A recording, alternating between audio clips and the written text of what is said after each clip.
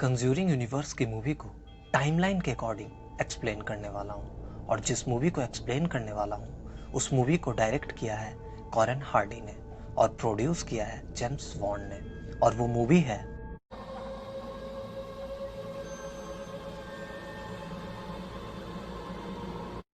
इस फिल्म की शुरुआत होती है सन 1952 रोमानिया से, जहां एक एवे में दो नन एक रूम की तरफ जा रही होते हैं और उनके दोनों तरफ क्रॉस लगे होते हैं, जैसे किसी शैतान को रोकने के लिए लगाया जाता है। और एक दरवाज़ा के ऊपर लैटिन भाषा में लिखा होता है फिनिटिक हिक जियो, जिसका मतलब होता है भगवान का साथ यहीं तक। उन दोनों में से एक नन हाथ में चाबी लिए हुए दरवाजे के अंदर जाती है और जाते समय दूसरी नन को कहती है, ईश्वर पर भरोसा रखो। बाहर खड़ी नन प्रार्थना करने लगती है। दरवाजे से अंदर गई नन खून से लथपथ बाहर आती है और बाहर खड़ी नन को चाबी देकर कहती है, तुम्हें पता है ना कि तुम्हें क्या करना है? उसके हाथ मत आना, क्योंकि उसे एक शरीर चाहिए। और इतने में एक अदृश्य शक्ति उस नन को अंदर खींच लेती है। बाहर खड़ी नन चाबी लेकर भाग जाती है और भगवान से क्षमा मांगकर आत्महत्या कर लेती है। और उसके पीछे डीमन को दिखाया जाता है जो एक नन जैसा दिखता है। और अगले दिन सुबह में एक व्यक्ति जिसका नाम फ्रेंची होता है उसे दिखाया जाता है, जो एवे में नन को अनाज सप्लाई करता है। तभी वहाँ फ्रेंची को एक नन की लाश दिखती है जिसे वहाँ कौवे खा रहे होते हैं। अगले सीन में वेटिकन सिटी को दिखाया जाता है। फादर वर्क बिशप से चर्चा कर रहे होते हैं। इस चर्चा में उन्हें बताया जाता है कि रोमानिया में एक एवे में एक नन ने सुसाइड कर लिया है, जिसकी वहाँ जांच पड़ताल करने वहाँ जाना है। इस काम के लिए सिस्टर इरीन को भी साइन किया जाता है, जिन्होंने अभी तक नन की शपथ नहीं ली है। फादर वर्क और सिस्टर इरीन रोमानिया के लिए निकलते हैं और वहाँ जाकर फ्रेंची से मिलते हैं। फ्रेंची फादर वर्क और सिस्टर इरीन को बताता है कि गांव के लोग एवी के नाम से भी डरते हैं। और फ्रेंची ये भी बताता है कि वो भी 3 महीने में सिर्फ एक बार जाता है और वहाँ राशन रखकर आ जाता है।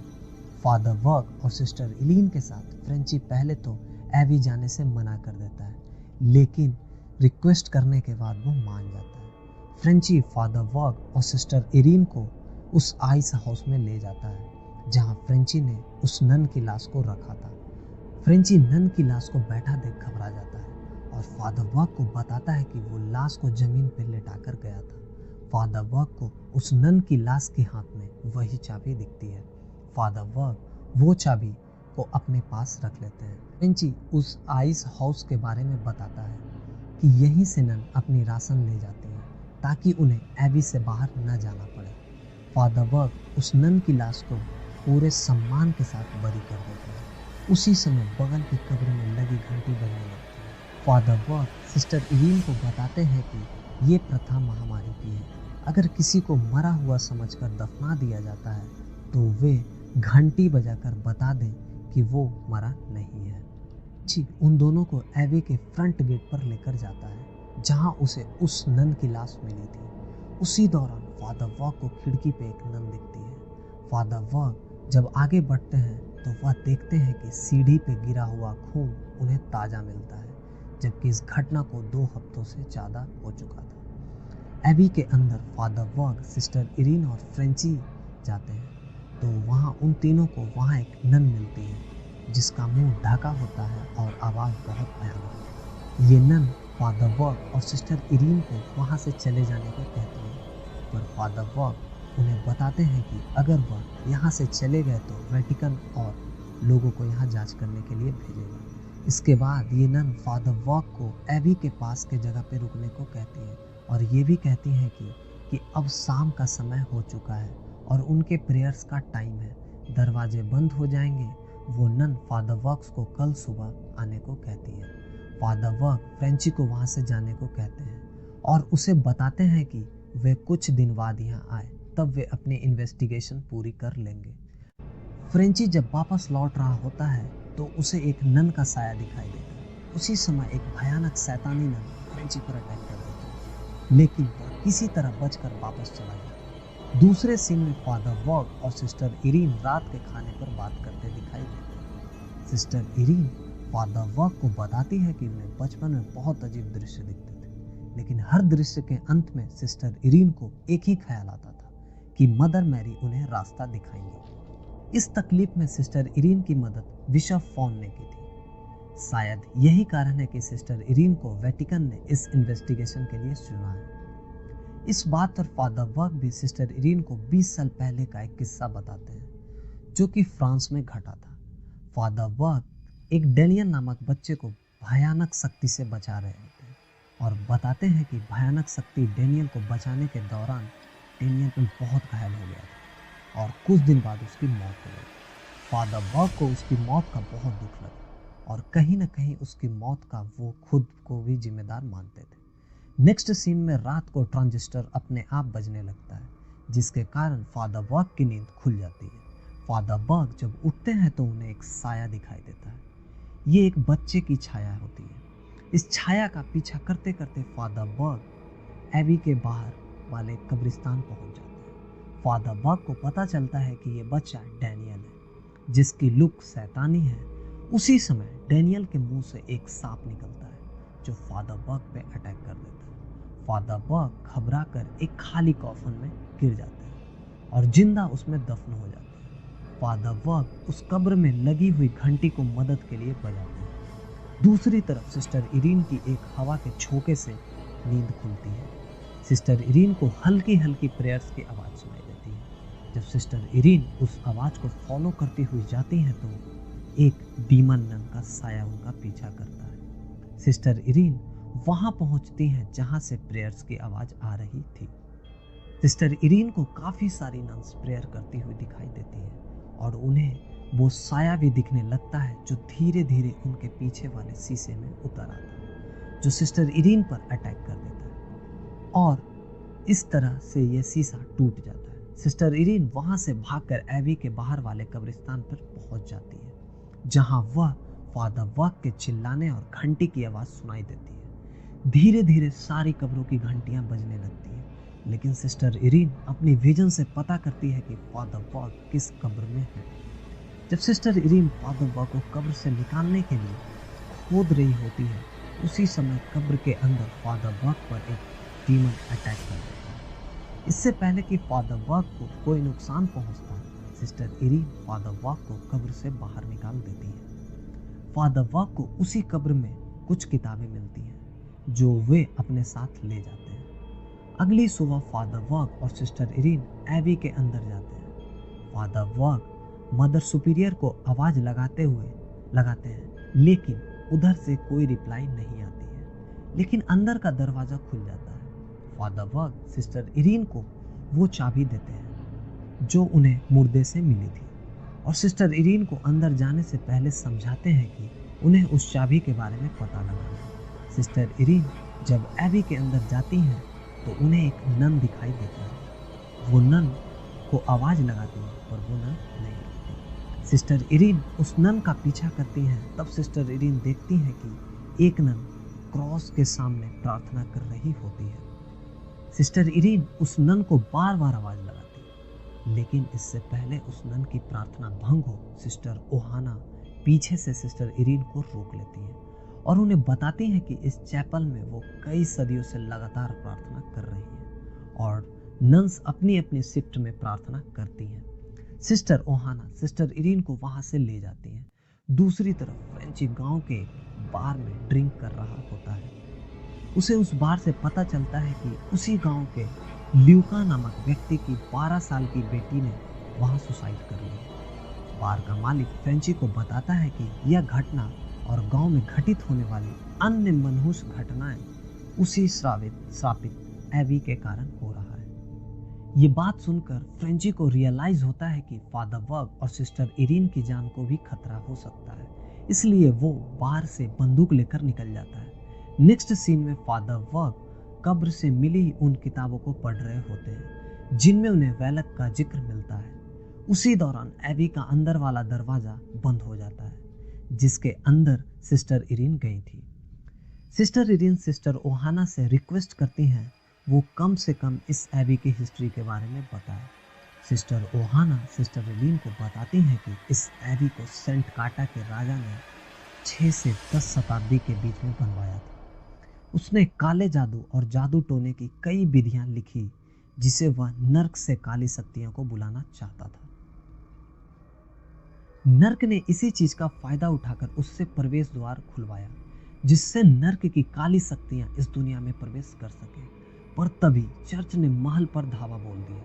उन्होंने एक पवित्र निशानी में से जीसस क्राइस्ट का खून निकालकर उसे बंद कर दिया और तब चर्च ने इसे पनाह में लेकर एबी बना दिया। तब से यहाँ प्रार्थना चलती आ रही है ताकि उस शैतान को काबू में रखा जा सके। इस उपाय ने शैतान को दुनिया से दूर रखा, लेकिन जंग में हुई बमबारी से एबी हिल गई और नर्क का ये प्रवेश द्वार फिर से खुल गया। सिस्टर एलीन इसके बाद सिस्टर ओहाना को बताती हैं कि कल रात उन्हें एबी में एक नन दिखी थी जो बिल्कुल भी पवित्र नहीं दिख रही थी। सिस्टर ओहाना सिस्टर इरीन को बताती हैं कि उन्होंने भी उस नन को देखा है।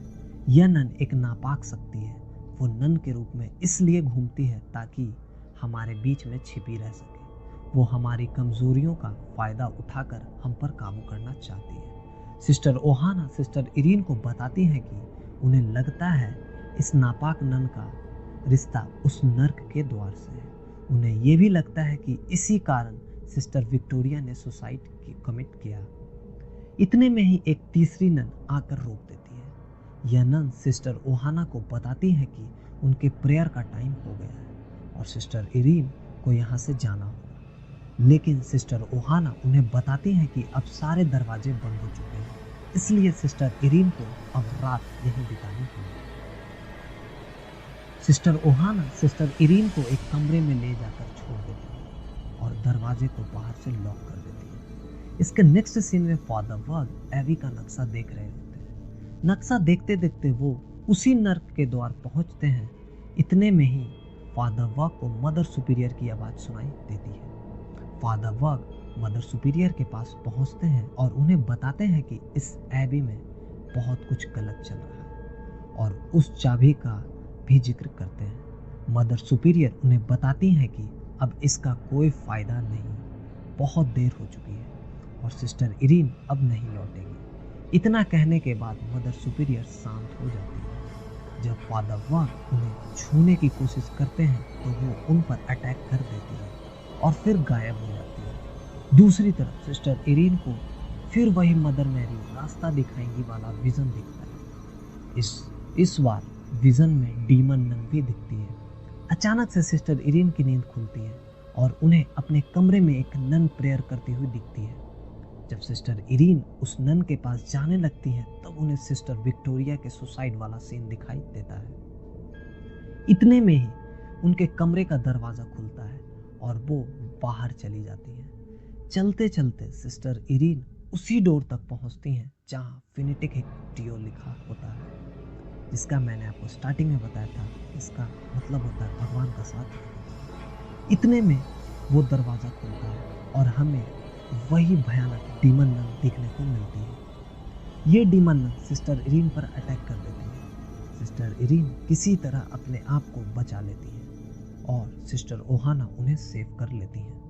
और सिस्टर ओहाना सिस्टर इरीन को बताती हैं कि शैतान अब बहुत शक्तिशाली हो गया है, सिर्फ प्रार्थना ही हमें बचा सकती है। सिस्टर इरीन जब एबी पहुंचती है तो देखती हैं कि एक नन प्रार्थना कर रही है और पास में ही एक डेड बॉडी पड़ी हुई है। जब सिस्टर इरीन उस डेड बॉडी से कपड़ा हटाकर देखती है तो वह देखती है कि सिस्टर ओहाना की यह डेड बॉडी है। दूसरे तरफ फादर वर्ग को वो डीमन डेनियल के रूप में दिखता है और उन पर अटैक करता है। जब फादर वर्ग उससे बच के निकलते हैं तो ये डीमन हमें नन के रूप में दिखाई देता है। दूसरी तरफ काफ़ी सारी नन्स आती हैं और वो बहुत डरी हुई होती हैं। वे सिस्टर इलीन को कहती हैं कि वो भी प्रार्थना करे और अपनी नज़र सिर्फ गॉड पर रखे। फिर मदर मैरी की आंखों में खून आने लगता है।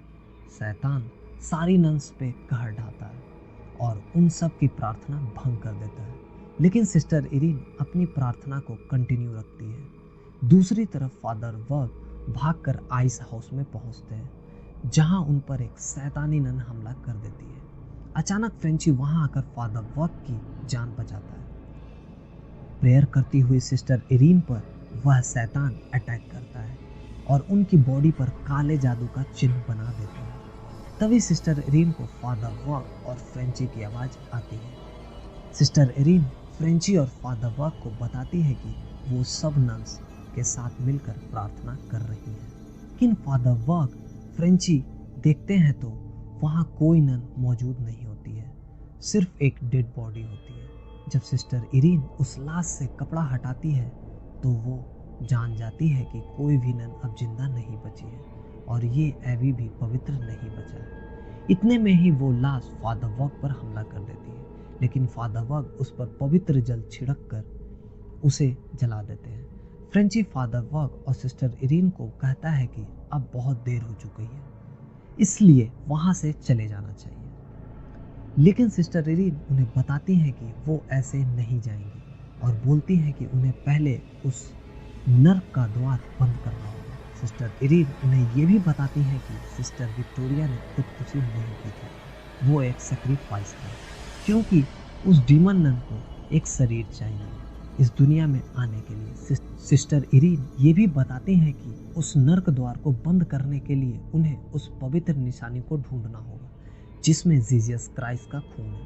फादर वर्क के पूछने पर कि वो निशानी कहाँ मिलेगी, सिस्टर इरीन उन्हें बताती हैं कि मदर सुपीरियर की लाश एक तहखाने में मिली थी और उन्हें उस तहखाने का जाने तक का रास्ता मालूम है। लेकिन सिस्टर इरीन फादर वर्क को कहती हैं कि उन्हें पहले शपथ लेनी होगी, क्योंकि उन्हें पता चल चुका है कि उन्हें दिखने वाले विजन्स गॉड का चमत्कार है, इसलिए वो अपनी सारी जिंदगी गॉड के नाम करना चाहती है।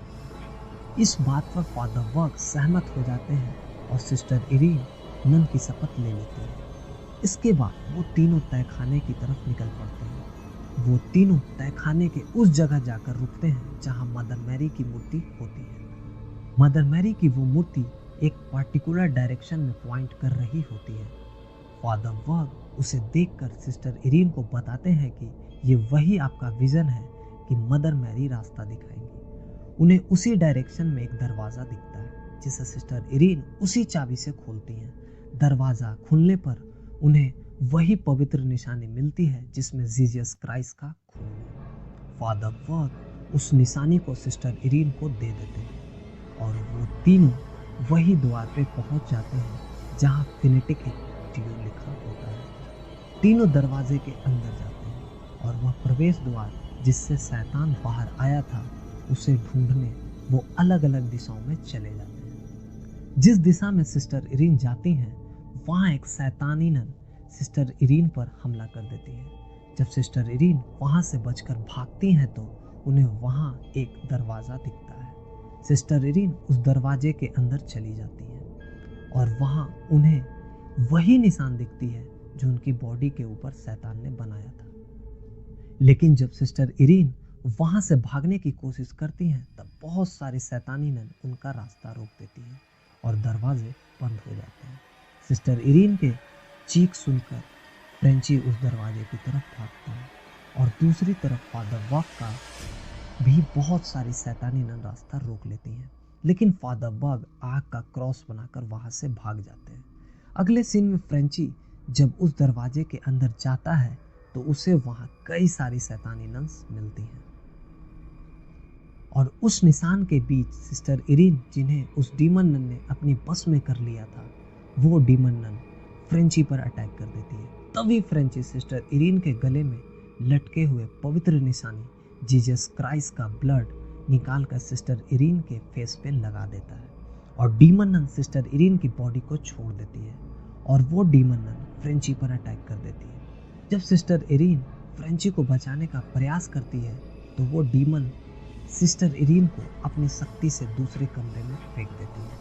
सिस्टर इरीन जिस कमरे में गिरती है वहाँ पानी भरा होता है। दूसरी तरफ फादर वर्क पर डेनियल के रूप में शैतान फिर से हमला कर देता है। उस शैतान के मुंह से एक सांप निकलता है जो फादर वर्क को घायल कर देता है। जब सिस्टर इरीन पानी से बाहर आने लगती हैं तब उन्हें फील होता है कि उनके गले से पवित्र निशानी पानी में गिर गई है। तभी डीमन नन पानी से बाहर आ जाती है और सिस्टर इरीन को डुबा कर मारने की कोशिश करती है। उसी दौरान सिस्टर इरीन उस पवित्र निशानी का पानी के अंदर अपने मुंह में ब्लड पूरा भर लेती है। तभी डीमन नन की नज़र उस पवित्र निशानी पर जाती है, लेकिन जब डीमन नन उस पवित्र निशानी को देखती है तो वो खाली रहती है। तभी सिस्टर इरीन जीसस क्राइस्ट का ब्लड डीमन नन पर थूक देती है, जिससे डीमन नन नष्ट हो जाती है और कुछ खून की बूंदें पानी में गिरती है, जिससे वह डीमन नन और पानी उस नर्क के प्रवेश द्वार में चली जाती है और नर्क का प्रवेश द्वार फिर से बंद हो जाता है। नेक्स्ट मॉर्निंग वो लोग वहां से जाते हैं। तब फ्रेंची को बताते हैं कि ये जगह अब पवित्र हो गई है। जब वो लोग जाने लगते हैं तभी फ्रेंची के गर्दन के पीछे क्रॉस का निशान बनता दिखता है, जिससे हमें पता चलता है कि डीमन ने अपना कुछ अंश फ्रेंची में छोड़ दिया है।